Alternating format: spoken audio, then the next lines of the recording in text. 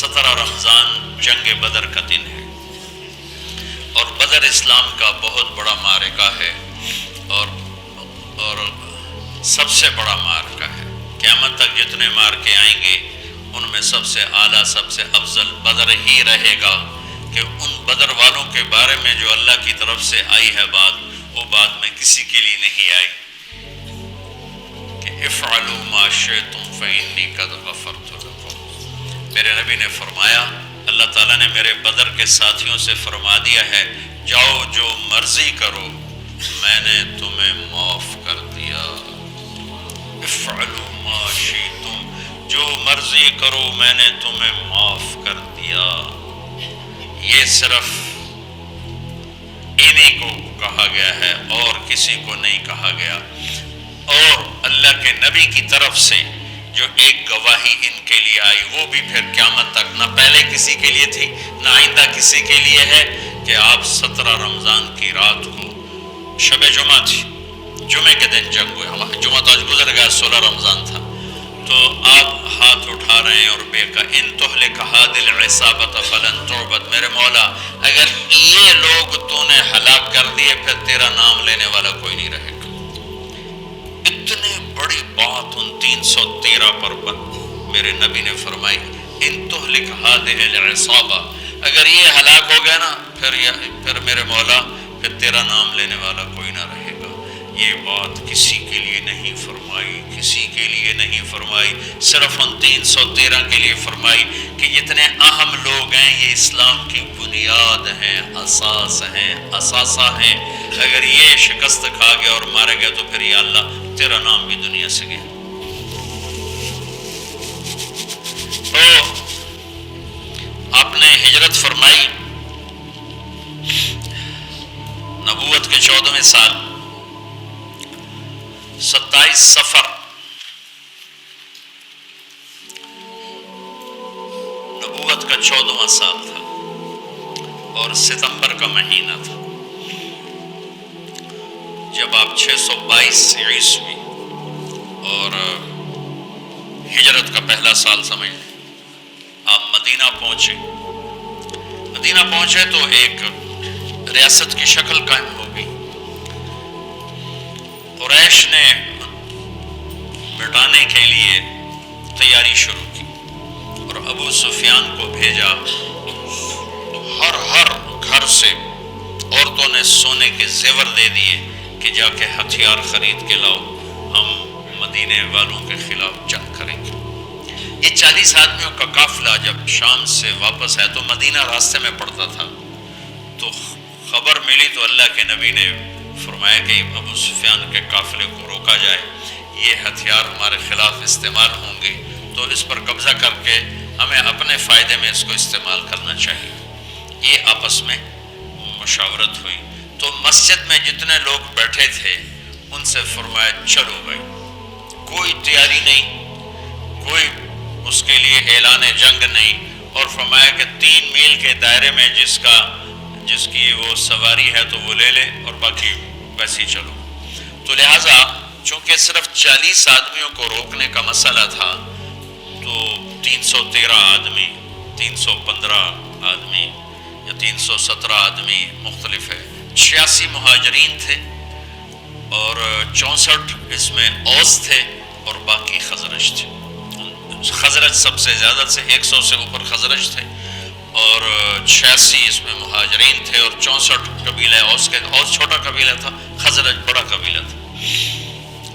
2 گھوڑ سوار تھے، ایک مقداد بن اسود اور ایک زبیر بن عوام، اور 60 اونٹ تھے ٹوٹل یا 70، اور جس پر 3 آدمی سوار تھے، 3۔ تو آپ کے ساتھ حضرت علی اور مرشد الغنوی یہ اور میرے نبی پاک، یہ 3 آدمی ایک اونٹ پر سوار، ایک اونٹنی پر سوار تھے اور باری باری سوار ہوتے پیدل چلتے تھے۔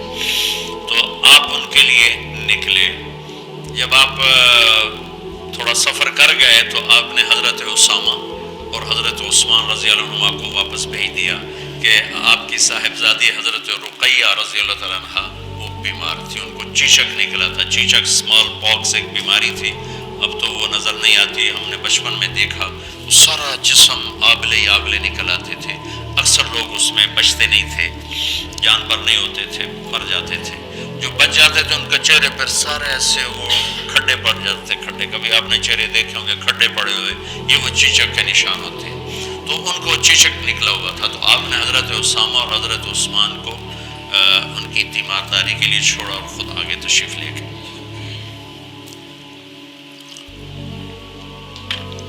ابو سفیان بہت داہیت العرب کہلاتے ہیں، داہیت العرب. تو ان کو بھی وہ بھی فضا سونگ رہے تھے کہ کہیں مدینے والے میرے قافلے پہ حملہ نہ کر دیں. تو دائیں بائیں سے خبر لیتے ہوئے چل رہے تھے، کبھی ادھر کبھی ادھر. تو اپنے قافلے کو چھوڑ کر وہ نکلے، مدینے والے نکلے کہ نہیں نکلے، ایک کنویں پر پہنچے. تو وہاں اونٹ کی وہ لید پڑی ہوئی تھی، تو مینگنیاں پڑی تھی. انہوں نے اٹھا کے جو توڑا تو اس میں گٹھلی نکلی. کہنے لگا واللہ ان هذه من یثرب، یہ یثرب کی گٹھلی ہے، یہ یثرب کی گٹھلی ہے، یہ یثرب کی کھجور ہے. اور لگتا ہے کہ محمد اپنے ساتھیوں کو لے کے نکل پڑے.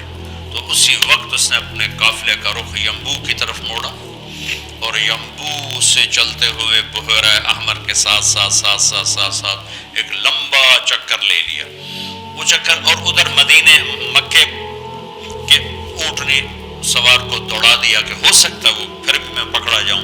تو جا کے مکے میں اعلان کر کہ ہمارے قافلے کی خیر نہیں ہے.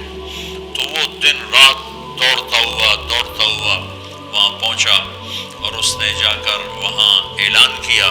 اس اعلان کا کرنا تھا کہ سارے مکے میں آگ لگ گئی اور سارے تیار. تو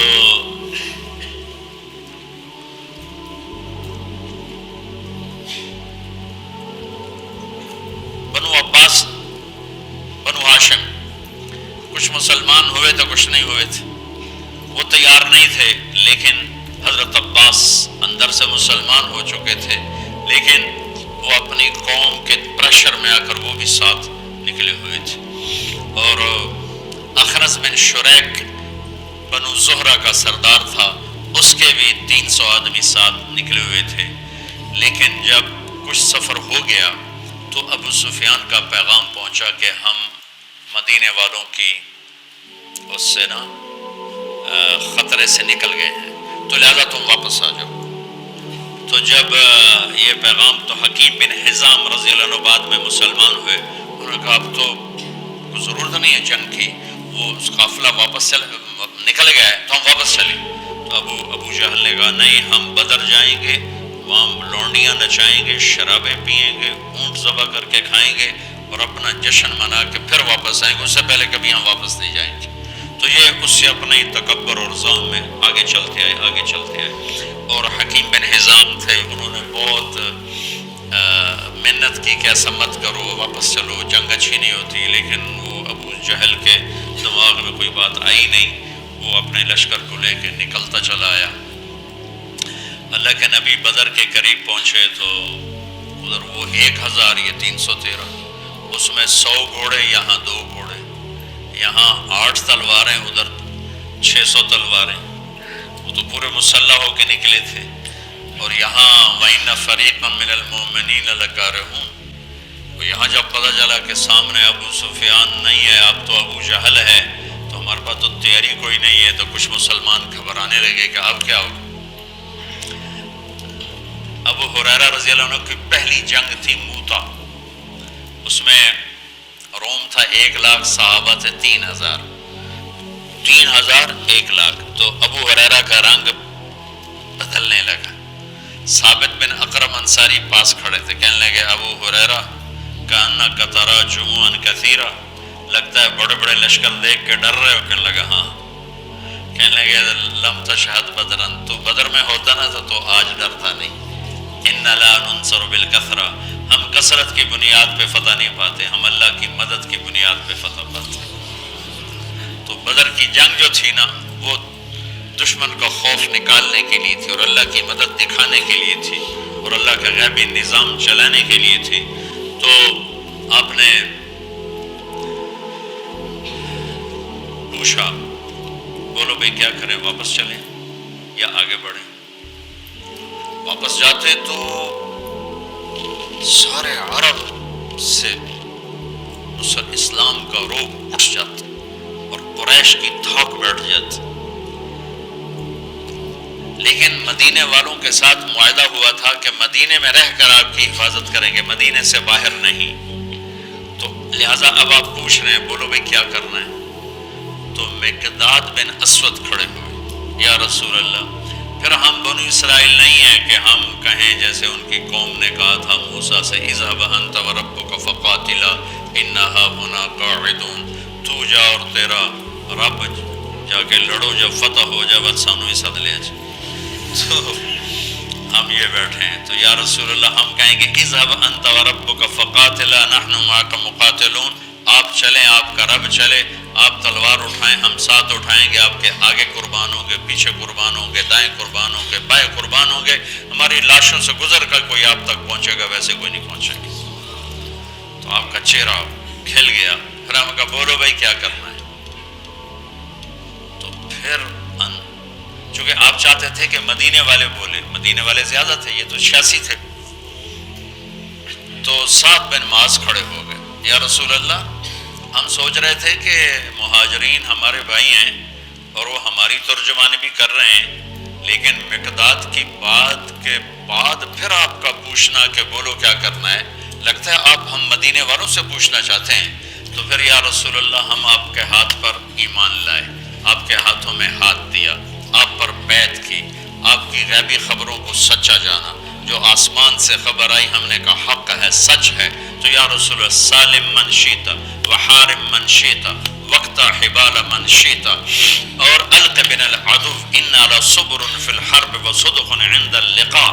یا رسول اللہ پھر آپ جس سے لڑانا ہے ہم حاضر ہیں, جس سے توڑنا ہے ہم حاضر ہیں, جس سے جوڑنا ہے ہم حاضر ہیں, ہمارے مال لے لیں, جو لے لیں گے وہ ہمیں زیادہ محبوب ہیں. آپ فرمائیں سمندروں میں کودو تو مدینے کا بچہ بھی پیچھے نہیں ہٹے گا. آپ فرمائیں آگ میں کودو تو جل کے راکھ ہو جائیں گے, پیچھے مڑ کے نہیں دیکھیں گے. آپ فرمائیں یمن تک اپنی سواریاں دوڑاتے چلے جاؤ تو مدینے کی طرف مڑ کر کسی کی نظر بھی نہیں جائے گی, اور ہم اپنی گرد میں گم ہو کر برکے قیمت تک اپنی سواریوں کو دوڑاتے چلے جائیں گے. یا رسول اللہ ہم لڑائیوں میں ہمیشہ ثابت قدم رہے ہیں اور دشمن کو ہمیشہ ہم نے سینے پر تیر کھایا ہے, کبھی پشت پہ تیر نہیں کھائے. وَلَسْنَا عَلَى الْأَعْقَابِ تَدْمَعُ قُلُوبُنَا وَلَكِنْ عَلَى الْأَقْدَامِ تَقْطُرُ الدِّمَاءُ. عبداللہ بن زبیر حجاج سے لڑ رہے تھے, کل 18 آدمی ساتھ تھے, 18 اور 4000 تھے شامی. تو صبح سے لے کر عصر تک 18 آدمیوں کے ساتھ 4000 کو حرم میں داخل نہیں ہونے دی. تو حجاج خبیث نے کہا اوپر سے پتھر مارو, یہ جن ہے ایسے نہیں گرے گا. اور اللہ کے نبی کا خون پیا تھا نا, تو ان میں اتنی طاقت تھی, دونوں ہاتھوں میں تلوار لے کے لڑ رہے تھے. تو اوپر سے انہوں نے پتھر مارے, وہ جو ہوتی تھی اس زمانے کی توپ, تو بیت اللہ کو بھی لگ رہے تھے, اور ایک پتھر آ کر عبداللہ بن زبیر کو ماتھے پہ لگا تو خون کا فوارہ چھوٹا نا سینے پر تک. وَلَسْنَا عَلَى الْأَعْقَابِ تَدْمَعُ قُلُوبُنَا, ہم وہ نہیں ہیں جو پیٹھ پہ زخم کھا کے ایڑیوں کو رنگین کریں, ہم وہ ہیں جو سینے پہ زخم کھا کے اپنے پنجوں کو مہندی لگاتے ہیں. اللہ کے نبی کا چہرہ ایسے گلزار ہو گیا, بس یہاں ابو جہل گرے گا, یہاں امیہ گرے گا, یہاں ابی گرے گا, یہاں فلاں گزرے, یہاں ابو البختر, ایک ایک کا نام لے کر فرمائے, یہاں یوں لکڑی کا نشان لگا کے بتائے, یہاں عتبہ گرے گا, یہاں شیبہ گرے گا, یہاں ولید گرے گا, یہاں ابو جہل گرے گا. اور اگلے دن فرماتے ہیں صحابی کہ جہاں میرے نبی کی لکڑی تھی وہیں ان کی لاشیں پڑی تھی. جمعہ کا دن آیا تو آپ نے صفیں درست فرمائی. تو غزیہ رضی اللہ تعالیٰ عنہ وہ صف میں کھڑے تھے, ذرا ان کا پیٹ بڑا تھا, آگے نکلا ہوا تھا, تو آپ نے انگلی چبو کر کہا پیچھے ہٹو. کہا یا رسول اللہ آپ نے مجھے دکھ پہنچایا, تکلیف پہنچائی. اب کیا ہوا, آپ نے مجھے انگلی ماری. کہا تو پھر کہا میں بدلہ لوں گا. آپ کا لے لو. کہا نہیں ایسے نہیں, میرا ننگا پیٹ ہے, آپ نے زرہ پہنی, آپ پیٹ سے کپڑا ہٹائیں, میں وہاں انگلی ماروں گا جہاں آپ نے مجھے انگلی ماری. آپ بڑے حیران ہو رہے ہیں یہ کیا کہہ رہا ہے. پھر آپ نے کپڑا ہٹا دیا اپنے بیڈ سے تو ایک دم چمٹ کے چومنے لگے گا یا رسول اللہ مجھے لگتا ہے میں نہیں بچوں گا, جاتے جاتے آپ کا بوسہ لے لیں. اور وہ اس جنگ میں شہید ہوئے. 6 مہاجرین شہید ہوئے اور 8 انصار شہید ہوئے. 14 ٹوٹل شہید ہوئے. 70 قریش کے مارے گئے اور 14 انصار, 6 مہاجرین میں سے اور 8 انصار میں سے.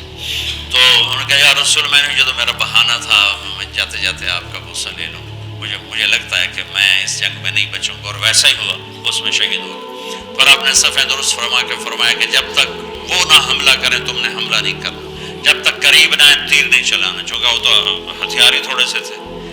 تو ادھر سے نکلا عتبہ اور شیبہ, یہ دونوں بھائی ہیں, عتبہ بن ربیعہ, شیبہ بن ربیعہ اور ولید بن عتبہ, عتبہ کا بیٹا. یہ عجب جنگ تھی. ادھر بھائی کھڑا ہے, ادھر بھائی, ادھر ابو حذیفہ کھڑے ہیں, ادھر ولید کھڑا ہے, دونوں بھائی. ادھر حمزہ کھڑے ہیں, ادھر عباس کھڑا ہے. ادھر بھانجا کھڑا ہے, ادھر ماموں کھڑا ہے. ادھر بڑا بھائی, ادھر چھوٹا بھائی, ادھر چچا, ادھر بھتیجا ہے. یہ ایسی جنگ تھی.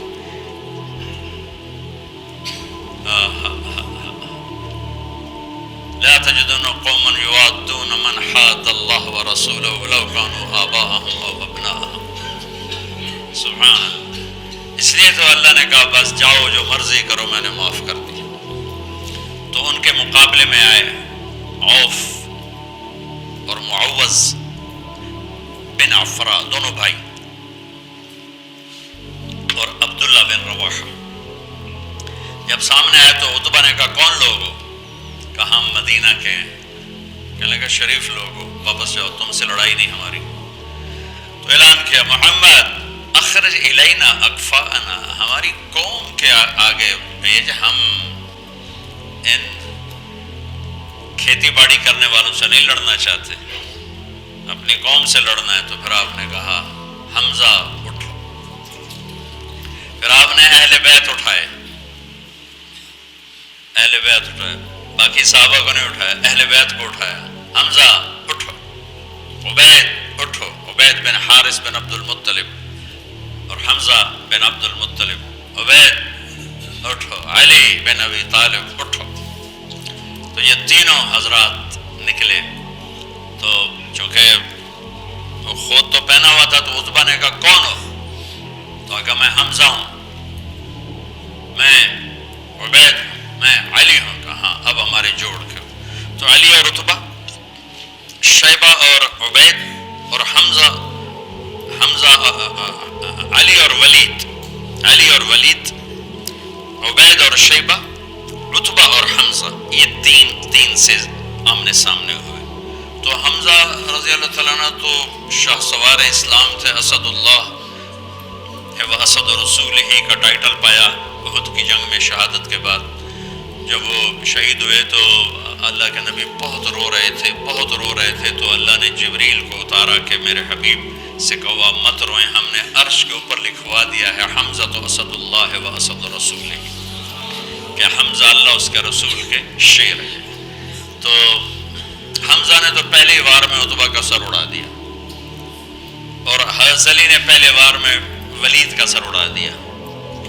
شیبہ نے تلوار ماری, حضرت عبیدہ کا پاؤں کٹ گیا, ٹانگ کٹ, وہ گر پڑے. ذرا عمر کے بھی بڑے تھے. تو پھر دونوں نے, چچا بھتیجے نے مل کر شیبہ کا بھی سر اڑا دیا اور عبید کو اٹھا کر لائے.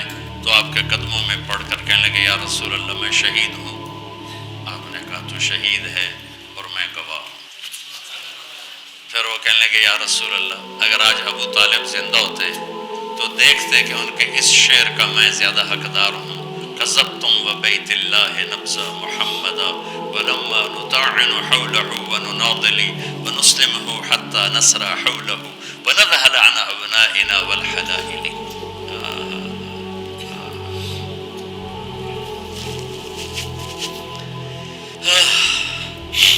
آپ نے فرمایا سچ کہتے ہو, سچ کہتے ہو. تو پھر یہ واپسی پر چند میل آگے میں ان کی قبر کی زیارت کی ہے. ایک بدو مجھے لے گیا, ویسے تو کوئی وہاں جا ہی نہیں سکتا, یعنی کسی کو پتہ ہی کوئی نہیں ہے کہ یہاں وہ ہستی آرام فرما رہے ہیں. اور اوپر کوئی ٹائٹل نہیں, کوئی نام نہیں, وہ علاقے کا تھا, راستوں کو جانتا تھا. وہ ایک عرب دوست کی جیپ کو، یہ وہ سفر ہے جس میں میں ابوا بھی گیا تھا، یہ وہ سفر، تو اس نے ہماری جیپ سڑک سے نیچے اتاری اور کھڈوں میں سے اور ٹیلوں میں سے گزارتا ایک ویرانے میں قبرستان تھا، ویرانے میں، وہ مجھے واقعی یہ ہے حضرت عبید بن حارث کی قبر، مجھے وہاں کھڑا کیا، وہاں میں نے ان کے لیے سلام پیش کیا، دعا کی۔ تو جب یہ تین گرے تو ابو جہل کہنے لگا، انہوں نے جلد بازی کی، گھبراؤ نہیں، حملہ کرو۔ تو آپ نے فرمایا تیر سنبھال کر رکھو، جب زد میں پھر تیر چلانا، پھر تیر چلے۔ آپ نے مٹھی اٹھائی، شاہت الوجوہ، اور پھینکی، زب کی آنکھوں میں ریت پڑ گئی۔ جنگ سے پہلے ہوا کا ایک جھونکا آیا، بگول ایسے، علی نے پوچھا یا رسول اللہ یہ کیا ہے؟ آپ نے کہا جبریل 500 فرشتوں کے ساتھ آ گئے۔